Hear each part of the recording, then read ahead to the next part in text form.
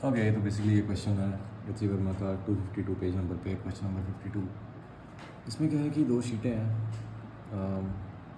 एक शीट तो ऐसे और दूसरी शीट उससे इमीडिएटली नीचे है। जो ऊपर वाली शीट है उसमें से जो करंट एलिमेंट्स है वो ऑब्वियसली ऐसे दिखा रखे हैं, ये करंट एलिमेंट्स है, मैग्नेटिक फील्ड के एलिमेंट्स नहीं है। नीचे वाली शीट के अंदर ये क्रॉसेस हैं, ठीक है। क्रॉस का मतलब ये करंट एलिमेंट्स अंदर जा रहे हैं और डॉट्स का मतलब ये करंट एलिमेंट्स जो है बाहर आ रहे हैं। ये इसका फ्रंट व्यू है। अगर इसका एक्चुअली साइड व्यू देखोगे तो ये आपको ऐसा दिखेगा, काइंड ऑफ कैसा, ऐसा कह सकते हैं। इस टाइप से आपको कुछ दिखेगा ये, ठीक है। यहाँ से जो करंट है, यहाँ से जो करंट है वो अंदर जा रहा होगा और यहाँ से जो करंट है वो इस शीट में बाहर को आ रहा है। और वो जो डायग्राम है उसमें आप इसको सामने से देख रहे हो, इस चीज़ को। इनके बीच में यहाँ जैसे कहीं पॉइंट Q है, इनके ऊपर कहीं पॉइंट P है, इनके नीचे कहीं पॉइंट R है। अच्छा, उसने ये भी बोला हुआ है कि ये जो, एक सेकेंड, उसने ये भी बोला है कि ये जो करंट एलिमेंट्स है इनका जो ये वाला डिस्टेंस है, लाइक ये रिवर की तरह फ्लो कर रहा है, इस पर करंट है ना, रिवर की तरह से बाहर आ रहा है। और अगर मैं कोई छोटा सा DL एलिमेंट ले लूँ, इतना सा, तो उसके अंदर जो करंट है वो ऐसे जा रहा होगा छोटे से DL एलिमेंट के अंदर, और उसकी क्वांटिटी कितनी होएगी, क्वांटिटी होएगी K इंटू DL, ये इसकी क्वांटिटी होएगी, ठीक है जी।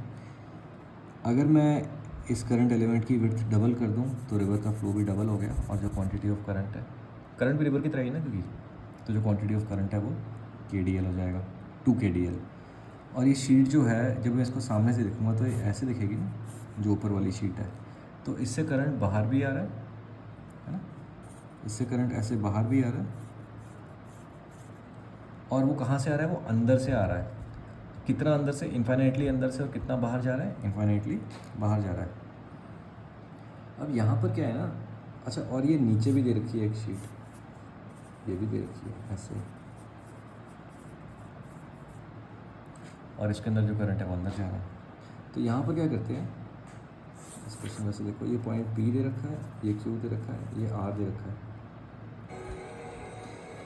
PQR। तो एक काम करते हैं, पहले मैं इसकी वजह से निकाल लेता हूँ, ठीक है, एक शीट की वजह से निकाल लेता हूँ कि इसके अंदर जो करंट है, इसकी वजह से जो मैग्नेटिक फील्ड लेके आएगी, ठीक है। और फिर वही सेम फॉर्मूला इसके लिए भी वैलिड होगा, बस डायरेक्शन ऑपोजिट होएगी, है ना, देख लेते हैं अभी। और फिर उसके बाद क्या करूँगा, पॉइंट P पे इसका लगा दूँगा और इसका लगा दूँगा, दोनों का, और देख लूँगा जो सम है वो कितना आ रहा है। सेम पॉइंट Q पे कर दूँगा, सेम पॉइंट R पे कर लूँगा। पहले इंडिपेंडेंटली कर लेता हूँ। इंडिपेंडेंटली क्यों कर सकता हूँ, क्योंकि किसी भी पॉइंट पे जो मैग्नेटिक फील्ड है वो एक्चुअली तो ऐड ही हो रही होती है ना, वेक्टोरियली। तो ये सारे करंट एलिमेंट्स की वजह से यहाँ निकाल लेता हूँ, है ना, और फिर इन सारे करंट एलिमेंट्स की वजह से सेम फॉर्मूला यूज़ हो जाएगा और यहाँ पर सुपर इम्पोज कर देंगे। तो उसको करके देखते हैं। ये एक ऊपर वाली जो शीट है उसको इंडिपेंडेंटली ट्रीट करते हैं। ये यहाँ पर ऐसे dot dot dot dot dot dot dot,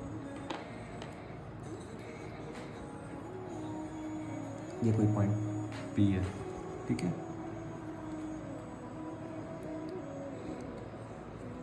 इसकी वजह से, जैसे ये इसके नीचे जो एलिमेंट है, इसको एक करंट एलिमेंट की तरह देखो, और मैं इसको सामने से देख रहा हूँ, इसकी वजह से जो फील्ड लाइंस है वो ऐसे ऐसी बनेंगी कि नहीं बनेंगी, बिल्कुल बनेंगी, इस प्रकार की जाएंगी। हाँ, ये बाहर आ रहा है ना, ये सारी की सारी एंटी क्लॉकवाइज होंगी। और अगर मैं यहाँ देखूँगा तो इस करंट एलिमेंट की वजह से यहाँ पर वो ऐसे होएगी। अच्छा, अगर इस बाजू वाले करंट एलिमेंट को देखो तो कुछ नहीं करना है, रेडियल वेक्टर ड्रॉ करना है, और इसकी वजह से भी ऐसे इधर को होएगी टेंजेंशियल। अच्छा, इसकी वजह से भी क्या करना है, ऐसे रेडियल वेक्टर ड्रॉ किया और ऐसे होएगी। तो जितने भी ये करंट एलिमेंट्स हैं इनकी वजह से जो गुलदस्ता है वो ऐसे लेफ़्ट साइड को ही बनेगा। और अगर आप ध्यान से देखो तो आपको पता लगेगा कि जो ऊपर वाले वेक्टर्स हैं और जो नीचे वाले वेक्टर्स हैं इनके वर्टिकल एलिमेंट्स खत्म हो जाएंगे, है ना, और मेरे को नेट फील्ड जो है वो लेफ़्ट की तरफ ही मिलेगी। इनफैक्ट इस पूरी अगर मैं एक छोटी सी ऐसे डॉटेड लाइन बनाऊँ ना, पूरी पे जो नेट फील्ड है वो मुझे लेफ़्ट को ही मिलेगी।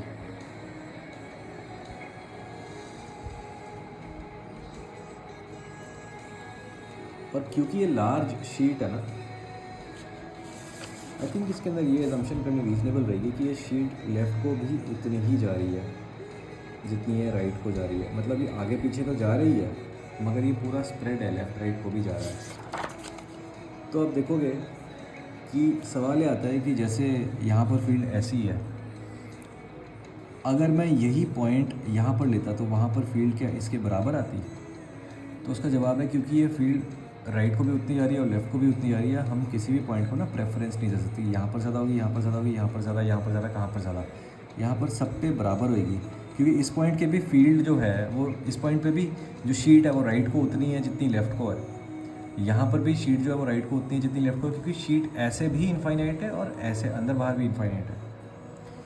तो अब ये बात समझ आ रही है कि एक पर्टिकुलर डॉटेड लाइन पे जो फील्ड है वो इस शीट के लिए लेफ़्ट को है और वो सारे वेक्टर्स बराबर है। अब अगर मैं नीचे देखूँ तो आप एनालिसिस से पता लगेगा ये सारे वेक्टर्स राइट को हैं, यूँ जा रहे हैं। ठीक है, तो अब एक काम करते हैं, एक लूप बना लेते हैं ऐसा एम्पियर सर्किट के अंदर। ये यूज़ करेंगे ना B.dl। सेकेंड, हम इसमें एम्पियर सर्किट इसलिए यूज़ कर रहे हैं क्योंकि यहाँ पर हम सिमेट्री एक्सप्लॉइट करने वाले हैं। जब भी सिमेट्री की बात आती है ना, ऐसे किसी सिमेट्री से होता है, वायर सर्वर्स पर पागल हो जाएंगे यहाँ। जब भी सिमेट्री की बात आती है एम्पियर सर्किट लगेगा। इसकी वैल्यू कितनी होती है? 4 × 10⁻⁻⁷ मैग्नेटिक परमेबिलिटी है। ये कितना है? करंट है, नेट करंट है ना। ये डीएल वेक्टर है, जो छोटे छोटे स्टेप्स हम इसके ऊपर लेंगे, और ये है आपकी मैग्नेटिक फील्ड। अब मैं एक काम करता हूँ, इसको ए बोल देता हूँ, इसको बी बोल देता हूँ, इसको सी बोल देता हूँ, इसको डी बोल देता हूँ, और ऐसे चलता हूँ इसके अंदर एंटी क्लॉकवाइज। अब इस पर्टिकुलर लूप के अंदर कितना करंट कैद है? इस पर्टिकुलर लूप में कितना करंट कैद है ना? इस पर्टिकुलर लूप के अंदर होएगा आई नेट, तो मुझे पता है। अगर इसकी लेंथ जो है उसको मैं ए ले लूँ तो आई नेट हो जाएगा के ए, क्योंकि डी एल के लिए के डी एल होता था, तो ए के लिए के ए होएगा। म्यू नॉट तो म्यू नॉट है। और क्योंकि देखो यहाँ से यहाँ मैग्नेटिक फील्ड जो है वो कांस्टेंट है और लेफ्ट को है, यहाँ से मैग्नेटिक फील्ड कांस्टेंट है, राइट को है। मगर ये जो बीच वाले एरियाज़ हैं यहाँ पर मैग्नेटिक फील्ड ऑब्वियसली यहाँ भी लेफ़्ट को होएगी, और इन वाले एरियाज़ में भी मैग्नेटिक फील्ड लेफ़्ट को होएगी। तो क्योंकि मेरे पाथ की डायरेक्शन बदल रही है ना, जितनी बार डायरेक्शन बदलेगी उतने पार्ट्स में आपको लाइन इंटीग्रल को तोड़ना पड़ता है।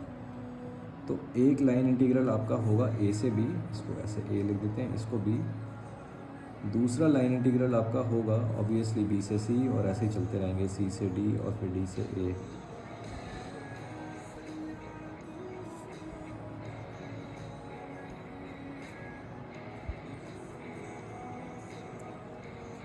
ठीक है जी। और ऑब्वियसली यहाँ पर राइट को म्यू नॉट के ए। ठीक है, इस वाले लाइन इंटीग्रल पे वैल्यू आएगी, मैग्नेटिक फील्ड को कांस्टेंट लेता हूँ, इनटू ए। नीचे वाले लाइन इंटीग्रल पे भी वैल्यू आएगी बी ए। बी और डी एल सेम डायरेक्शन में, डॉट प्रोडक्ट तो बी डी एल ही होएगा। यहाँ पर ज़ीरो, यहाँ पर ज़ीरो, क्योंकि मैग्नेटिक फील्ड इस पूरे रीजन में डी एल और मैग्नेटिक फील्ड में एंगल 90 होगा, यहाँ भी 90 होगा, तो ये भी ज़ीरो, ये भी ज़ीरो। इन दोनों को ऐड करके 2b इंटू ए आ जाएगा, है ना। ये डिस्टेंसेस बराबर है, is equal to mu naught K A. ठीक है जी, ये बात समझ आ रही है अपने को। तो जो मैग्नेटिक फील्ड है, ये वाली जो मैग्नेटिक फील्ड है बी, ये कितनी आ जाती है? ए और ए तो कट गया, म्यू नॉट के बाय 2। ये अपनी म्यू नॉट के बाय 2 आ जाती है। अब ध्यान से देखने वाली बात यार ये है कि ये तो अपने को शीट का फॉर्मूला मिल गया, बट वो शीट्स की अरेंजमेंट देखो कैसी है। ऊपर वाली के अंदर तो करंट जो है वो सारे का सारा बाहर को आ रहा है, और नीचे वाली में जो करंट है वो सारे का सारा अंदर को जा रहा है। यहाँ पर ऊपर डायरेक्शन लेफ़्ट को होती थी, यहाँ ऊपर डायरेक्शन राइट को होएगी। एनालिसिस करके देख लेना। तो अब इस पॉइंट की बात कर लेते हैं। यहाँ पर जो इस पॉइंट पे फील्ड है वो ऐसे होएगी और इसकी वजह से जो इस पॉइंट पे फील्ड है वो ऐसे होएगी। दोनों का मैग्नीट्यूड म्यू नॉट के बाई 2 होएगा। डिस्टेंस से अगर आप देखोगे तो इंडिपेंडेंट आ रही है। शीट का जो फॉर्मूला है ना, it does not depend upon distance कि कितना दूर है।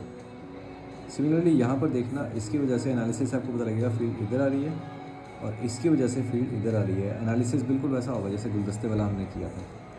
इसकी वजह से यहाँ पर आप देखना ये डॉट है और फील्ड सारी कैसी थी, एंटी क्लॉकवाइज।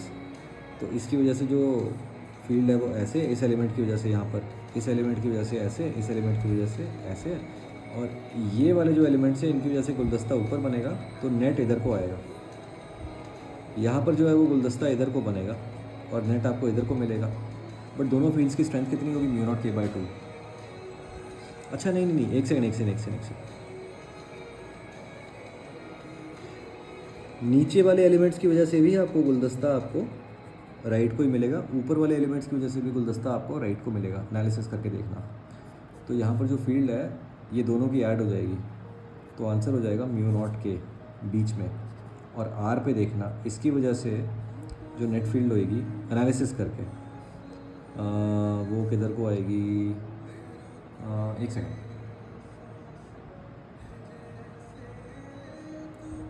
वो ऐसे आएगी इस वाली शीट की वजह से, और इस वाली शीट की वजह से जो है वो आएगी ऐसे।